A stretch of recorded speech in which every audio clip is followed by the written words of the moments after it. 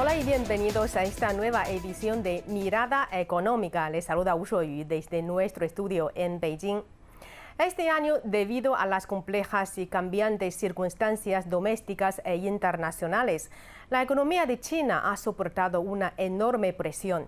Sin embargo, ha logrado resistirla y, afianzando los fundamentos de la economía, ha alcanzado un crecimiento positivo del PIB del 2,5% interanual en la primera mitad del año.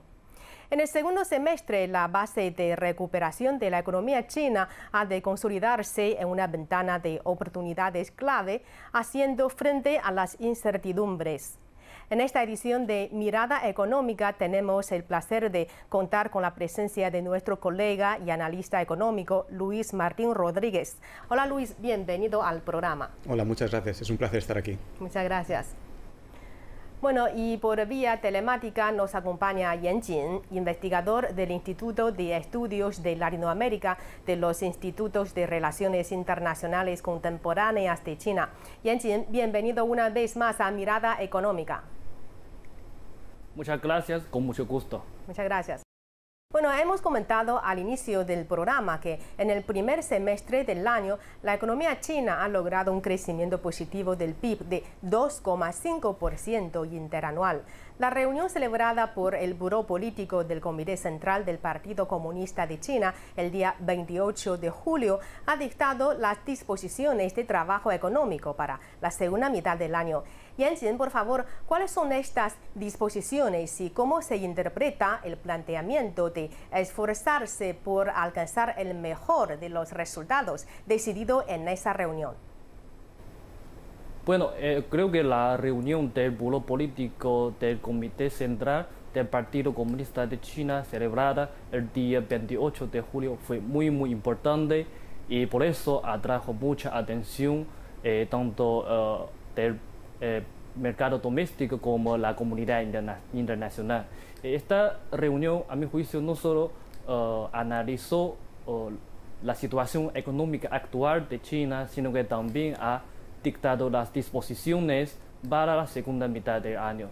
Para resumir, creo que generalmente son los siguientes 7 puntos, o sea, 7 disposiciones más destacadas. La primera es implementar de una manera completa, precisa e integrar los nuevos conceptos del desarrollo, acelerar la construcción del nuevo patrón de desarrollo y enfocarse en promover un desarrollo de alta calidad, así para lograr responder a los triples requisitos, es decir, la prevención y control del COVID-19, la estabilidad económica y el desarrollo con seguridad.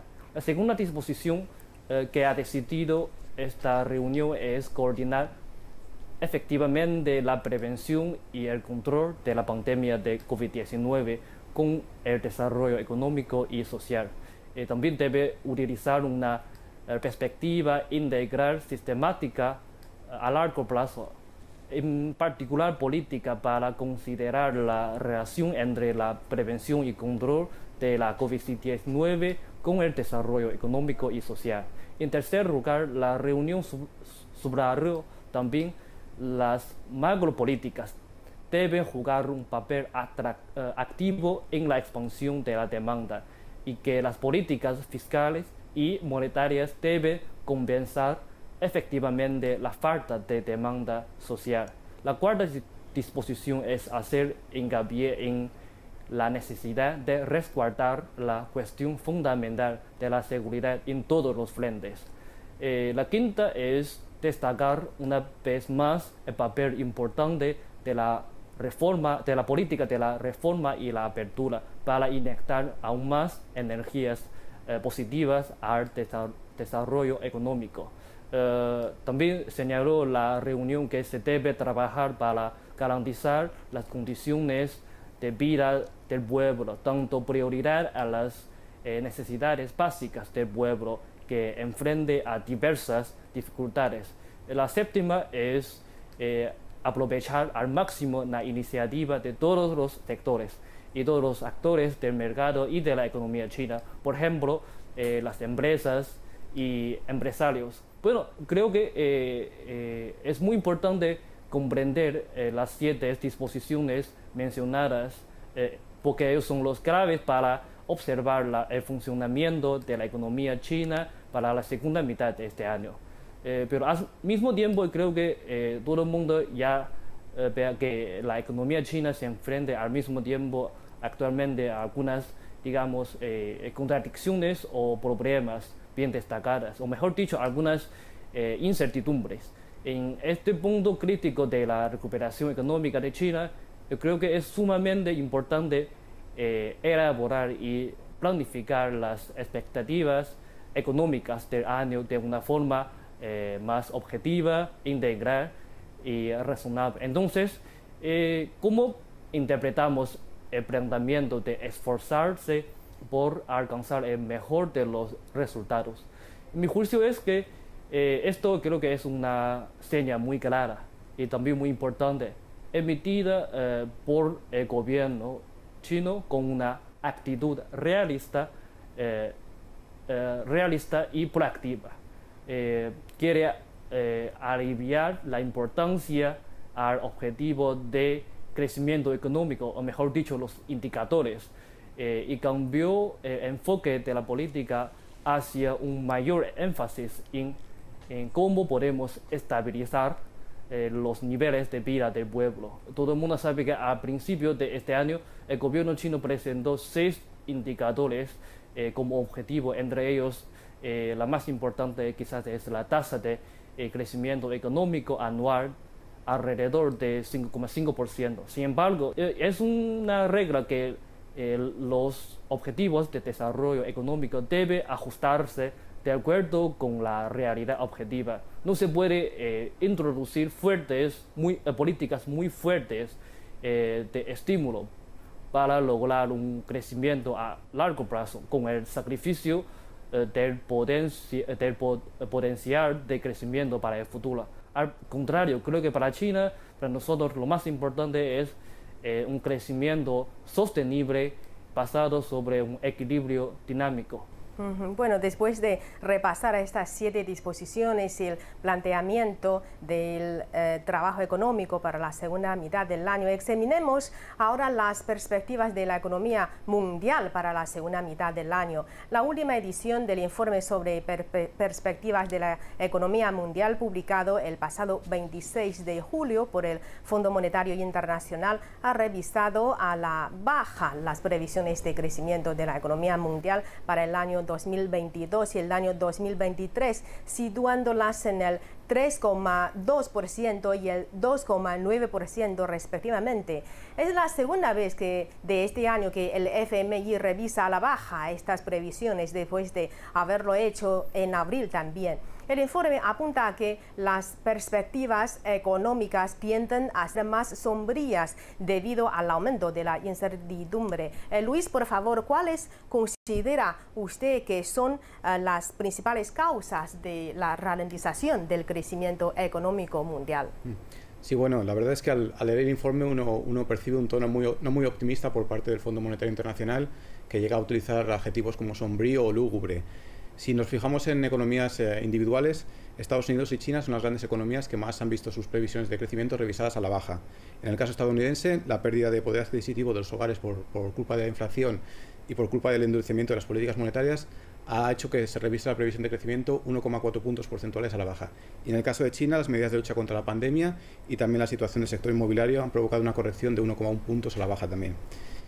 Es obvio que el gran peso que estas dos economías tienen en el cómputo global hace que las perspectivas globales se ralenticen o se vean lastradas por estas dos economías. Y también las repercusiones en Europa de la guerra en Ucrania, de la inflación y del endurecimiento de la política monetaria del Banco Central Europeo. En otras regiones, la revisión de las previsiones es neutral o al alza. Así, por ejemplo, tenemos que en América Latina y el Caribe se elevan las previsiones 0,5 puntos al alza debido al gran comportamiento de las principales economías regionales. En cuanto a otras zonas como Oriente Medio, Asia Central y Asia, las revisiones se mantienen neutrales o ligeramente positivas, ya que los elevados precios de metales, combustibles y otras materias primas que estos países exportan se están comportando muy bien. Una de las mayores preocupaciones a nivel mundial de hoy en día es la inflación, que el FMI ha revisado sus expectativas de inflación para este año también al alza hasta el 6,6% en las economías avanzadas y el 9,5% en las economías emergentes. Se espera que en 2023 las políticas monetarias contra la inflación empiecen a tener efecto y ya también afecten de otra manera al crecimiento económico, ralentizándola. Y entonces el Fondo Monetario Internacional ha estimado que el crecimiento para 2023 se reducirá hasta un 2,9%. Y esto sería un escenario neutral, pero aún existen algunos riesgos que podemos identificar que pueden ejerzan más presión a la baja sobre la economía mundial. Entre ellas yo destacaría las complicaciones energéticas en Europa debido a la guerra en Ucrania, una inflación que puede ser complicada de reducir y un crecimiento salarial que no evoluciona al mismo ritmo que esta inflación, erosionando así el poder adquisitivo de los hogares, una finalización de los paquetes de la ayuda contra la COVID-19 que muchos países han dispuesto, el endurecimiento de las condiciones financieras a nivel global puede causar también sobreendeudamiento en economías emergentes y en países en desarrollo, una fragmentación geopolítica que obstaculiza el comercio y la cooperación internacional y también muy importante, en los próximos meses quizás se den más hambrunas y crisis sociales provocadas por los precios de la energía y de los alimentos que pueden afectar al desarrollo de la economía mundial. Bueno, hemos visto que en el mismo informe del FMI que mencionábamos anteriormente apunta a que la continua contracción de las economías desarrolladas es una de las causas principales de la desaceleración de la economía mundial. El IPC de Estados Unidos creció un 9,1% en junio, marcando un nuevo récord de las últimas 4 décadas. Yanjin, ¿cree usted que se está incrementando el riesgo de que la economía estadounidense caiga en recesión? ¿Y considera usted que es posible que Estados Unidos logre escapar de la actual espiral inflacionaria en corto plazo? Bueno, creo, como usted ha mencionado, a mi juicio, la inflación y la recesión son los dos mayores desafíos que enfrenta Estados Unidos ahora, no solo ahora, sino también en el futuro a un corto y medio plazo. Los datos, según conozco, más recientes muestran que la economía de Estados Unidos ha experimentado un crecimiento negativo durante 2 trimestres consecutivos. Y ya surge en Estados Unidos cada día más opiniones de que el riesgo de una recesión en Estados Unidos está aumentando. Además de eso, a medida que aumentan las expectativas de recesión, el precio que paga la administración de Biden para contener esta inflación será cada día más alto. En otras palabras, las políticas posiblemente implementadas por la administración de Biden para aportar esta alta inflación también puede acelerar un inicio de la recesión. Entonces, creo que el gobierno de Estados Unidos y el Banco de la Reserva Federal están obligados a responder ahora una pregunta de doble opción bastante difícil, ya sea priorizar, aportar la inflación o evitar la recesión tanto como sea posible. Bueno, muy interesante, y la misma pregunta la quería hacer a mi colega Luis. ¿Cree usted que se está incrementando el riesgo de que la economía de Estados Unidos caiga en recesión? Bueno, la verdad es que hay un debate muy interesante sobre este tema ahora. Según las estimaciones de la Oficina de Análisis Económico de Estados Unidos, la economía estadounidense se contrajo en un 0,9% en el segundo trimestre del año, lo que ya se suma a la contracción del 1,6% del primer trimestre del año. Hay una cierta discusión ahora si el hecho de que haya 2 trimestres seguidos en los que la economía se contrae significa que Estados Unidos está ya en recesión o está a las puertas de una recesión. Si bien hay gente que considera que esto es una definición técnica de recesión, yo optaría por una definición más amplia, no tan limitada como esta. Así, en Estados Unidos no existe una declaración oficial de recesión hasta que lo considere un grupo de 8 economistas que trabajan bajo el paraguas de la Oficina Nacional de Investigación Económica, que es un organismo independiente. Más allá del crecimiento del PIB, hay otros indicadores que miden la salud económica de un país, como puede ser el nivel de ingresos, el gasto, el nivel de empleo y el crecimiento del mercado laboral. Una gran parte de los economistas que están estudiando estos indicadores se basan en ellos para indicar que la recesión todavía no ha llegado. Pero cada vez se muestran menos seguros, ya que los malos datos económicos y los nuevos datos se van apilando y cada vez son más pesimistas respecto a esto. Recordemos que la Reserva Federal ha incrementado recientemente los tipos de interés de referencia hasta el rango del 2,25 al 2,5% en un intento de contener la inflación. Es la tercera o la cuarta vez en la historia que se produce un incremento tan grande de 0,75 puntos básicos, y es la primera vez en la historia en la que se realizan dos incrementos consecutivos de esta magnitud. La inflación y los intentos para contenerla ya están afectando a la economía estadounidense. En el lado negativo de la balanza, para evitar la recesión, tenemos varios componentes, por ejemplo, la confianza de los consumidores, que se encuentra en el nivel más bajo de los últimos 70 años, ya que está erosionada por la inflación y que mina sus ingresos y su capacidad de gasto. También el mercado inmobiliario, la compra de inmuebles y la venta y las construcciones se han ido ralentizando, y también se ha llegado a perder empleo en este sector, a destruir empleo. El mercado bursátil también está afectado por las malas perspectivas y por el aumento de los tipos de interés. El S&P 500, que es el principal índice norteamericano, tuvo la peor primera mitad de año desde el año 1970 y ha registrado bajadas hasta el 20% desde enero. En cuanto al mercado de bonos, se está produciendo el fenómeno muy particular de la inversión de la curva de tipos, ya que los intereses de los bonos a largo plazo han caído por debajo de los intereses de los bonos a corto plazo. Y esto es visto por ciertos expertos o ciertos analistas como un indicativo de que en los próximos meses puede llegar una recesión económica. En cualquier caso, siempre se dice que es muy difícil apostar contra la economía estadounidense, ya que siempre es una economía muy fuerte, y así es, está mostrando unas señales de gran fortaleza. Por ejemplo, las tasas de desempleo están en mínimos históricos, el crecimiento del número de trabajos es muy robusto todavía, los hogares en agregado cuentan con una capacidad de ahorro muy elevada y su endeudamiento es relativamente bajo, y también tenemos el dólar, la divisa, que se está mostrando muy fuerte respecto a otras divisas como el euro, por ejemplo. Bueno, y al mismo tiempo hemos visto que en el mes de junio la inflación de los países de la eurozona ha alcanzado su récord máximo de 8,6%. Luis, según sus observaciones y sus criterios, ¿qué tipos de presiones afrontan estos países de la eurozona en la segunda mitad del año? ¿Y cuáles han sido las razones detrás de esta situación? Sí, de hecho ya tenemos el dato de julio, que es un 8,9%, lo cual supone otra vez un nuevo récord. Si desglosamos por componentes, la inflación, la energía continúa siendo el principal factor que contribuye al incremento de los precios, seguido por los alimentos, el tabaco y el alcohol. Y desglosando por países, tenemos a los países bálticos liderando los niveles de inflación. Letonia, Lituania y Estonia tienen inflación por encima del 20% actualmente. España está en un 10,8%, Alemania un 8,5% y Francia un 6,8%, que es un nivel bajo en la eurozona actualmente, pero aún así es un nivel bastante elevado de inflación. La Comisión Europea espera que la inflación en la eurozona se concluya el año con una media del 7,6% y que el año que viene se reduzca hasta los entornos del 4%.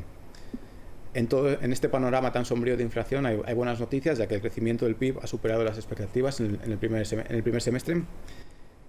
Según Eurostat, el PIB de la eurozona creció un 0,7% en crecimiento interanual y el 0,6% en el total de la Unión Europea. En particular, países como España e Italia obtuvieron buenos resultados por encima del 1%.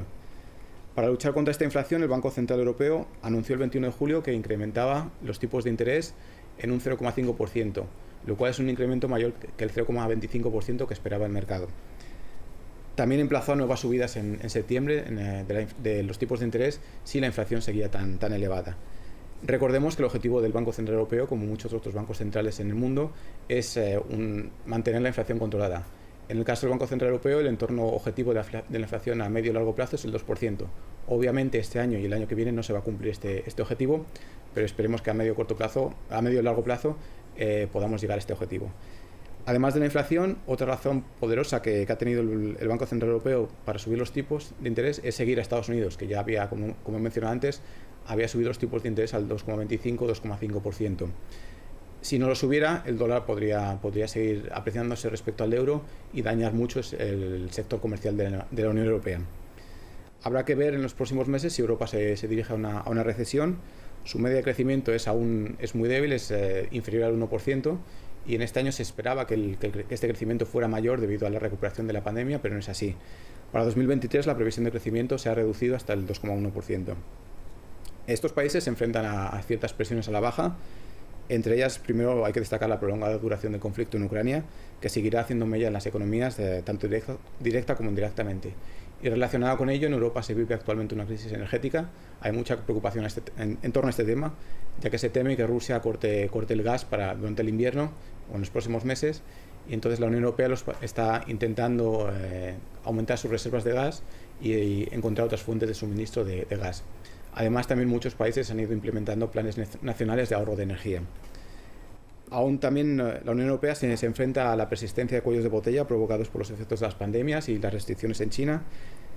También, si el Banco Central Europeo continúa como ha prometido su escalada de tipos de interés, si la inflación sigue siendo elevada, se intensificarán los efectos negativos en cuanto a endeudamiento, en cuanto a consumo y a reducción de crédito. Tenemos también problemas de políticos. Por ejemplo, en Italia hay mucha inestabilidad política ahora mismo con la renuncia de Mario Draghi y van a tener elecciones en septiembre seguramente. Y también hay tensiones políticas y sociales en otros países que se están extendiendo, agravadas por los altos costes de los productos que los hogares consumen, la inflación en definitiva, y también por el precio de la energía y de los combustibles. Bueno, y sabemos que actualmente China es la segunda economía del mundo y el mayor país en vía de desarrollo, y recordamos que el pasado 29 de julio el Ministerio de Comercio de China celebró una reunión informativa con los medios para presentar los resultados comerciales de la primera mitad del año, y en la reunión se dio a conocer la cuantía de inversiones extranjeras en China. En el primer semestre, el uso efectivo de capitales foráneos de China experimentó un aumento del 17,4%, lo que pone de manifiesto el poderoso atractivo del mercado chino. En la era post-pandémica, entonces, Yanjin, ¿cuáles son las razones por las que las empresas extranjeras apuestan por el mercado chino y redoblan sus inversiones en el mismo?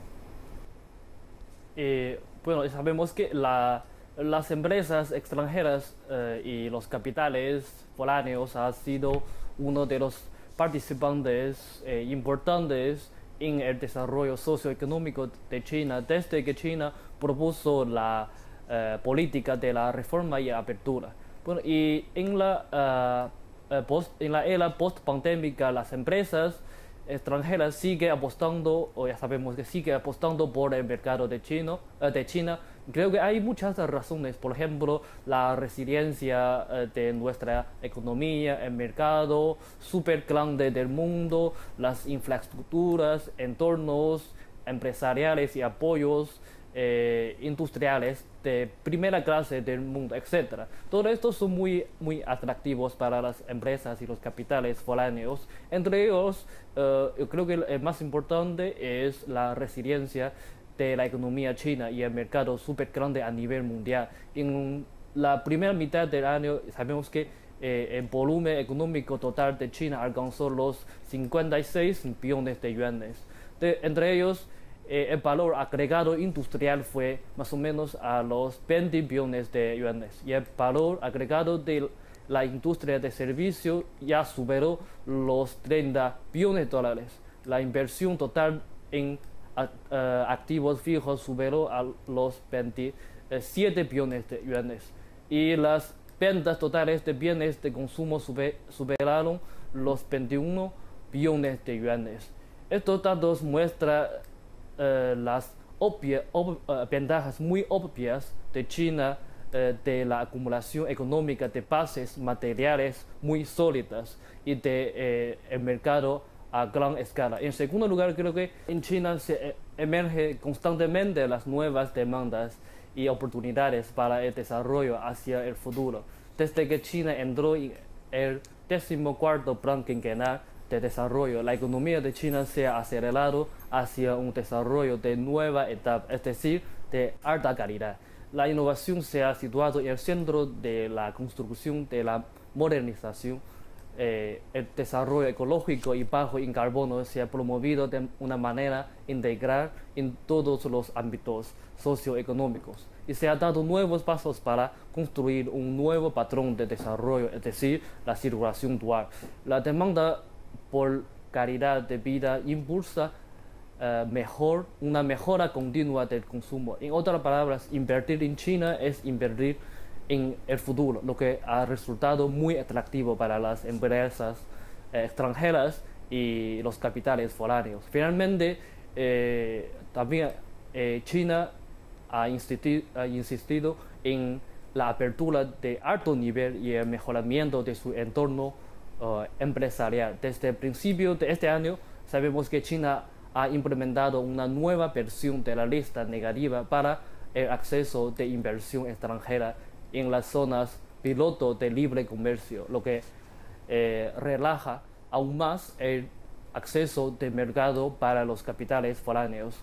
Cabe mencionar que China ha promovido activamente en profundidad la integración con el Acuerdo de Asociación Económica Integral Regional y cumplió activamente nuestro compromiso de apertura, lo que también demuestra nuestra continua determinación y sinceridad de la apertura. Se puede decir que esta serie de nuevas medidas tomadas por el gobierno chino para expandir aún más su apertura ha fortalecido la confianza de las empresas extranjeras para invertir en China.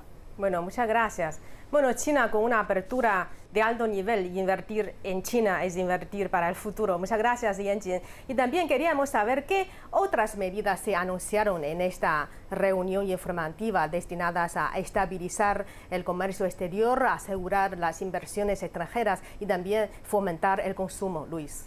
Sí, bueno, a través de esta reunión y otras reuniones y comunicados, las autoridades chinas han especificado, han reiterado que se utilizará la inversión efectiva para impulsar el crecimiento económico y no se recurrirá a planes de estímulo masivos, a la vez que se restaba de manera implícita importancia a la consecución del objetivo de crecimiento del PIB, que como sabemos se fijó en enero en el 5,5%. La prioridad para las autoridades entonces pasa a ser, además de garantizar la seguridad alimentaria y energética de los ciudadanos, pasa a ser la estabilización del empleo y de los precios. En mayo, el Consejo de Estado de China ya había anunciado 33 medidas de apoyo económicas que iban desde devoluciones de impuestos hasta inversión en infraestructura. El objetivo es consolidar el consumo interno como motor del crecimiento económico, que ya contribuye a más de la mitad de la economía y una gran parte del empleo. Para estimular la demanda, el Gobierno central ha instado a los gobiernos locales, entre otras políticas, a acelerar el uso de bonos especiales dedicados a la infraestructura. También se van a extender las exenciones de impuestos a los vehículos de nuevas energías y se recortarán los impuestos a la adquisición de vehículos. Un tema que preocupa en China, o que levanta cierta preocupación en los últimos meses, es la aparición de un elevado desempleo juvenil. El Gobierno intentará ayudar a los jóvenes a encontrar empleo mediante programas de prácticas, ferias de trabajo y otros métodos. Además, las pensiones básicas van a aumentar en 4 puntos porcentuales y esto afectará a 130 millones de personas que veían sus modos de vida erosionados por la inflación. En cuanto al sector de compañías tecnológicas, las autoridades han instado a un desarrollo saludable de la economía de plataformas y a continuar con los ajustes de los negocios.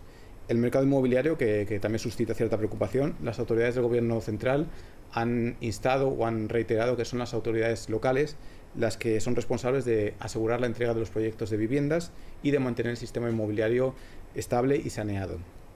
En las diferentes reuniones también se recalcó que las políticas deben ir orientadas a apoyar la confianza en los negocios, entre otras razones para animar a los inversores internacionales a invertir en el país a medida que se va intensificando el proceso de apertura, como ya hemos mencionado. Las autoridades han recalcado que las políticas macro de tipo monetario y fiscal han de desempeñar un papel proactivo en el impulso de la demanda compensando deficiencias. Además, la política monetaria ha de mantener constante el acceso a la financiación, facilitando el acceso al crédito a las empresas. Podemos hablar de que China está en una buena situación debido a que tiene una baja inflación relativamente baja. El estado de la balanza fiscal es positivo y hay unas abundantes reservas de divisas extranjeras. Por lo tanto, China tiene aún cierto margen para implementar medidas que apoyen el crecimiento económico. Bueno, tenemos otros temas para ustedes dos, pero por la limitación del tiempo tenemos que despedirnos de esta edición de Mirada Económica. Muchas gracias, Luis, por acompañarme en esta edición del programa. Gracias. Gracias, ha sido un placer. Bueno, también muchas gracias, Yan Jin, por compartir con nosotros sus opiniones y comentarios. Muchas gracias. Gracias a usted. Gracias. Bueno, así terminamos esta edición de Mirada Económica. Muchas gracias por sintonizarnos y les invitamos a continuar disfrutando de la programación de CGTN en español. Gracias por su sintonía. Hasta la próxima.